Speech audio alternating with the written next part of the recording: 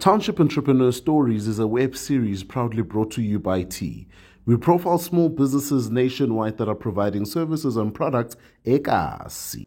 Hi, my name is Pumla Makoba. I am the founder and designer maker of Studio Pumla. Today I am launching the Unwanted brand, a township furniture, lighting and decor brand. We are doing high style at a low end budget.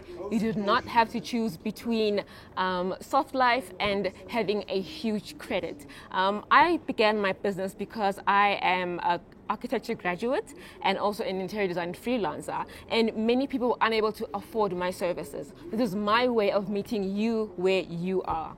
You can find me on Facebook and Instagram as Studio Pumla. My WhatsApp number is 064 548 7404. I am Pumla Makoba and I am a township entrepreneur.